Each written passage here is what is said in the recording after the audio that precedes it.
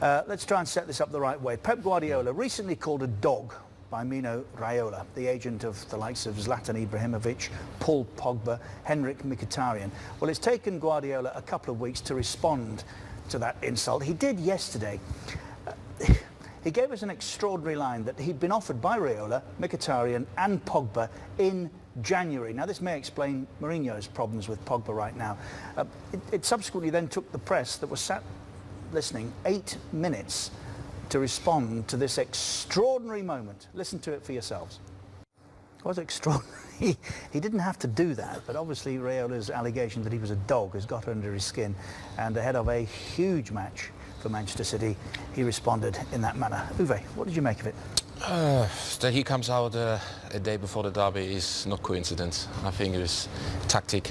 I think it's not easy to have a derby game, and from the supporters' point, that is the most important game of the year between the quarter-final games. So he need to turn the attention a little bit away from the game, and it was a perfect opportunity. John? Well, the timing was strange because, of course, I remember Raiola calling him a dog quite a while ago, 2 or 3 weeks, and he didn't respond. To respond now, as Uwe says, is tactically clever, because you look at the situation and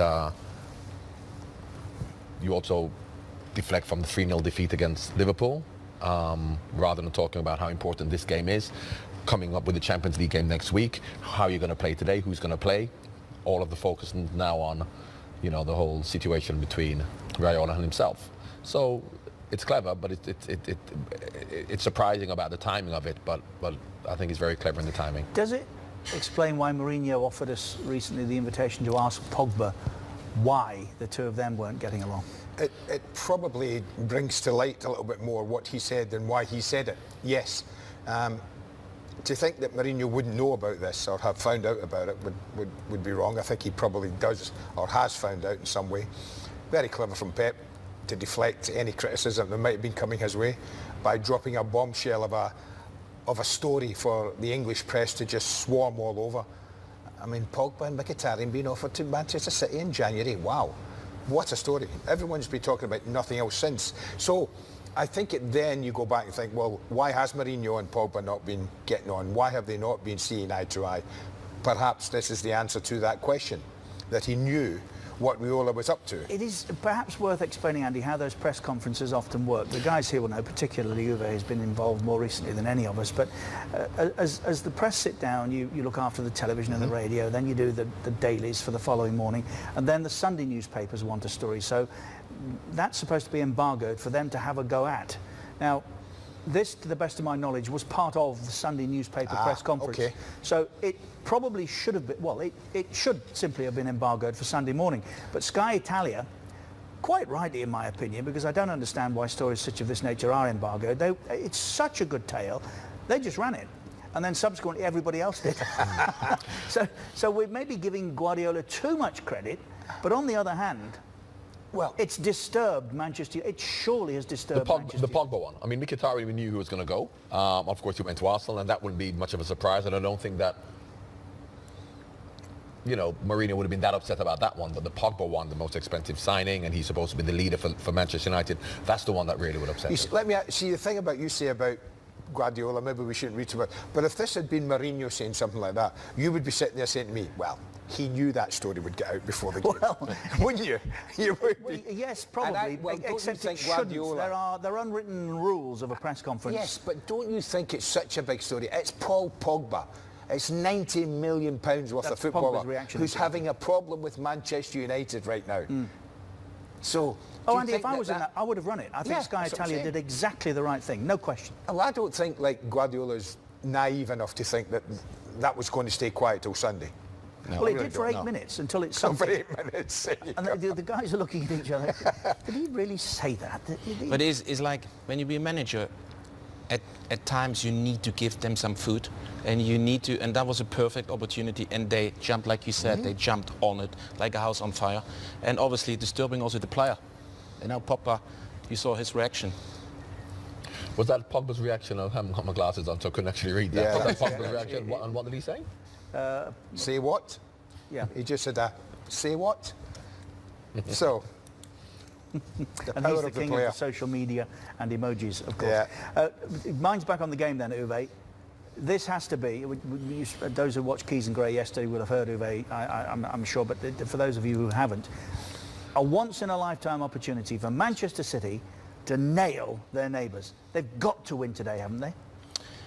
Yeah, supporters demand that. I mean, you can't deflect from a fantastic season Manchester City had already. You see it on points, you see it on the position. You see the chance to win the title today.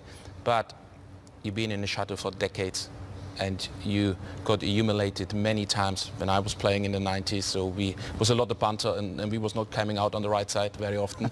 So that's a chance in a lifetime for the supporters to really get the team you played in, I don't mean this disrespectful, but that whole era and many before you, an opportunity like this, you'd blow it, wouldn't you?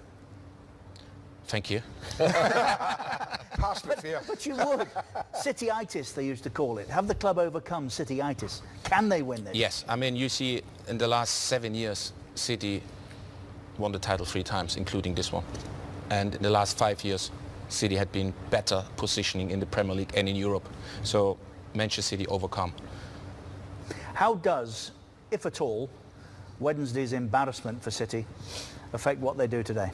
I think it will affect it hugely, because I think had they lost 2-1, 1-0, they still could have looked at this game and said, yes, we have got a great chance next week of winning, so therefore, yeah, we can really go into this game and go all out to win it. But I think that 3-0 defeat has probably, because they still have to believe they can turn it around next Wednesday. So today, yes, they obviously want to win it in Manchester against Manchester United. However, I just feel that they will then, they were always going to prioritise next Wednesday as opposed to today. But I think it's going to be more, yeah, absolutely, because they know they will. Yes, it's great to win the league against Manchester United, but we know they will win the league if they don't. But didn't they go to Anfield expecting better than a 3-0 defeat? Exactly, and therefore that's the point I'm making. Had they got a 1-0 defeat or 2-1 defeat, they could have said, right, we can turn that over.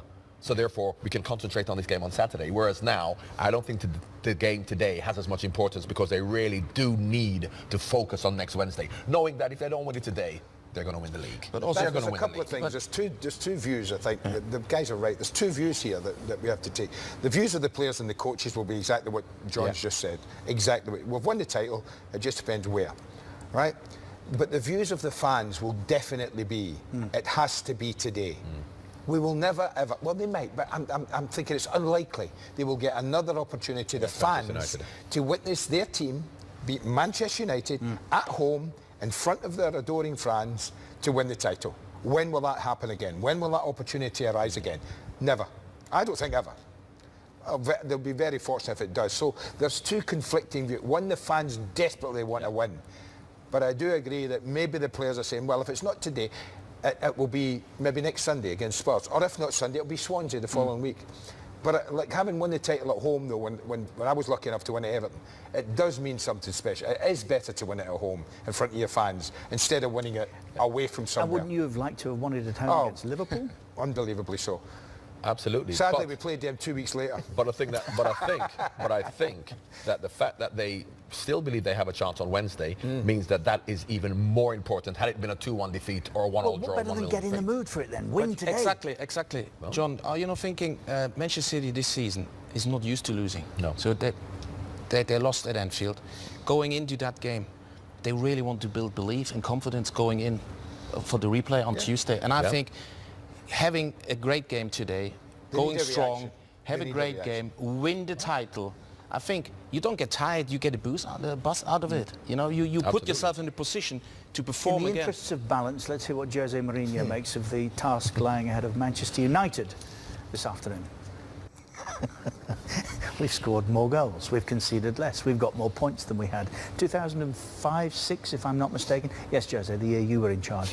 He doesn't miss a trick, does he? No, he doesn't. And, you know, the words I think shouldn't be in the interview, because he knows exactly how many points more he's got last year, how many goals more he scored, and what year it was his team created that points record. But we shall see if it's beaten.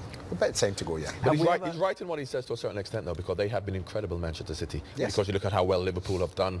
Okay, Man United, forget about their performances, but as he says, the points, the goals, without Man City, it would have been a really, or if they didn't play as well as they did, it would have been very competitive. So I don't necessarily feel Man United and Liverpool have necessarily failed because they've won more points, they're playing well, but Man City have just been incredible. One or two little changes during the course of the afternoon so that we can make sure we're back in Manchester in good time at 1700 Mecca for the third of our 3 live games this afternoon. That is it. Has there ever been a Merseyside derby that we've talked about less?